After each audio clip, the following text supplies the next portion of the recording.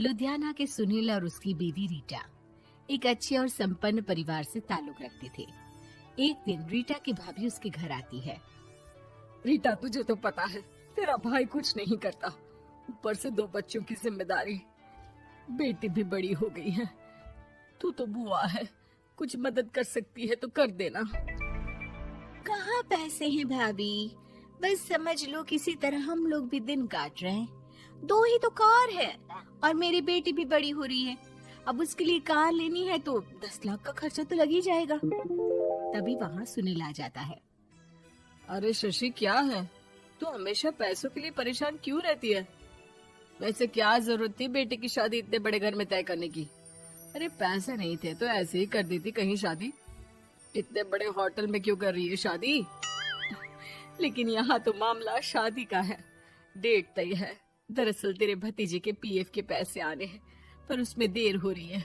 जैसे ही पैसे आ जाएंगे मैं तेरे अकाउंट में डलवा दूंगी। ठीक है, हम लोग सोचकर बताएंगे। तभी वहाँ भतीजा आ जाता है।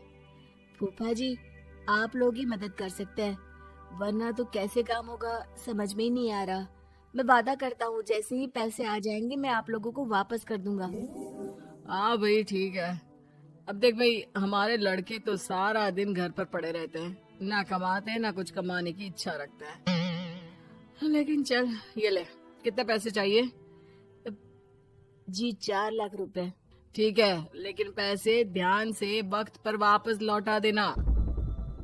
सुनील मुसीबत के वक्त बीवी के भतीजे की मदद तो कर देता है, लेकिन उन लोगों के जाने के बाद देख ले रीटा, तेरे मायके वालों ने मांगा तो दे दिया, वरना इन लोगों का मुझे कोई भरोसा नहीं है।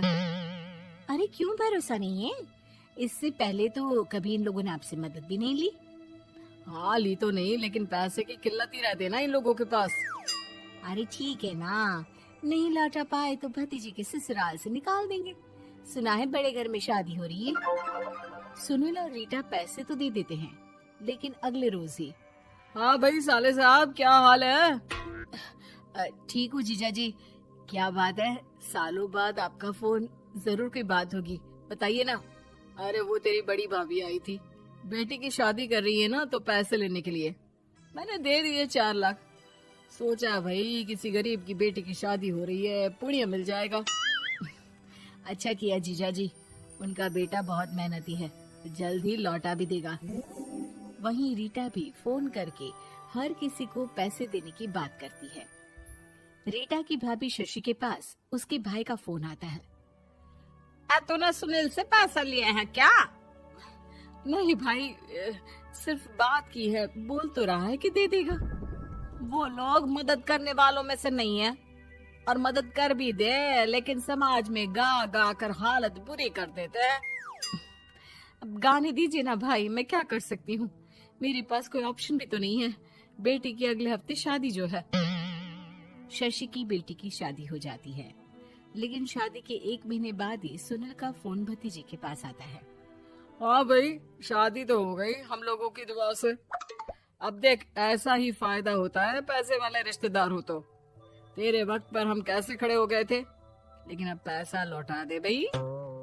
जी, मैंने पीएफ के लिए अप्लाई कर दिया था, उसके नोटिफिकेशंस मैं आपको भी भेज देता हूँ। मुझे लगता है 10 दिन में पैसे आ जाना चाहिए। जैसे ही पैसा आएगा मैं आपके अकाउंट में डाल दूंगा। और ना जी ना, कोई नोटिफिकेशन नहीं चाहिए, पैसा चाहिए, पैसा। अब ठीक है अंकल, बस 10 दिन का समय दे दीजिए। अभी हफ्ता भी पूरा नहीं होता कि भतीजे के पास उसके गांव के दूर के चाचा का फोन आता है।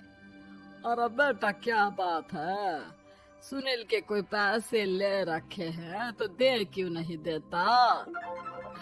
हाँ चाचा जी, बात तो हुई थी, 10 दिन का वक्त मांगा है, उम्मीद है हो ही जाएगा।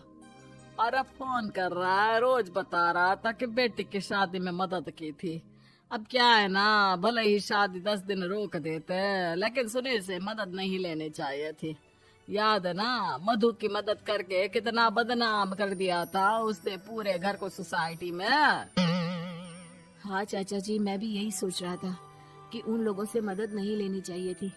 कई लोगों के फोन आ चुके हैं। वही रीटा अपनी भाभी को फोन कर देती है। क्या है भाभी, कब पैसे लौटाओगी? पता है ना ये कितना बोल रहे थे, तुम्हारे बोलने पर मैंने पैसे दिए हैं। भाभी अब तो आपके बेटे की कार बेच दो और हम लोगों के पैसे दे दो। अरे लेकिन रीटा, बात तो 3 महीने की हुई थी ना, अभी तो 2 महीने भी नहीं हुए पैसा लिए, थोड़ा तो सब्र करो। नहीं नहीं भाभी, वैसे मेरा बेटा टिक्कू आ रहा है आप लोगों के घर रहने के लिए, उसको अच्छे से खिलाना पिलाना, समझी? भाभी को समझ में नहीं आता कि वो क्या करे। वो बेटे से बात करती है। अरे माँ, इन लोगों से मदद लेकर सच में बहुत बड़ी गलती कर दी। मुझे खुद समझ में नहीं आता कि कैसे इन लोगों के पैसे जल्द से जल्द दे दूं। तभी डोरबेल बजती है और रीटा का बेटा टिक्कू घर में आता है। आओ बेटा, मामी के घर पहली बार आए हो रहने? आप पापा बोल रहे थे कि आप लोग पैसे का ब्याज तो दे नहीं पाओगे, तो तब तक मैं यहीं रह लूं। और हाँ, मैं एसी के बिना नहीं सो पाता। आप लोग अपना देख लेना और पैसे जल्दी लौटा देना, क्योंकि मैं थोड़ा जल्दी जाना चाहता हूँ। रीटा का फोन शशि के पास आता है। भाभी, पैसे कब तक दोगे? बेटे की विदाई के बाद शशि के घर का माहौल बिल्कुल बदल जाता है। वो हर वक्त बेटे से उसके पीएफ के पैसे पूछती, और पीएफ यानी कि सरकारी काम। आजकल में पूरा 1 महीना और बीत जाता है। भाभी, मैं और ये अमेरिका जा रहे हैं, घूमने के लिए पैसों की बहुत जरूरत है। रीटा, मैं पूरी कोशिश कर रही हूँ कि जल्द से जल्द पैसे का इंतजाम कर दूं, लेकिन पक्का नहीं बोल सकती। तभी सुनील का फोन भतीजे के पास आता है। देख माना 3 महीने की बात हुई थी पैसे लौटाने के लिए, लेकिन अभी मुझे पैसों की काफी जरूरत है। मैं अमेरिका जा रहा हूँ, तो पैसे मैंने किसी से ब्याज में पकड़ लिए हैं। तू हर महीने 4 लाख का 20,000 ब्याज डाल देना मेरे अकाउंट में। सुनील फोन रख देता है, लेकिन भतीजा काफी परेशान हो जाता है। वो ऑफिस से शाम को घर आता है कि माँ पूछती है, क्या हुआ बेटा? बेटा माँ को सारी बात बता देता है। माँ भगवान के सामने हाथ जोड़कर खड़ी हो जाती है और रोने लगती है कि तभी बेटे का मोबाइल पर मैसेज बजता है। माँ, पीएफ के पैसे आ गए। और वो ऑनलाइन ही सुनील के पैसे वापस कर देता है।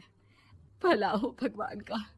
लेकिन आज एक बात तो समझ में आ गई, मदद हमेशा उन लोगों से लो जो मदद के बदले आपसे मदद में दी गई रकम ही वापस लें, ना कि समाज में आपकी इज्जत।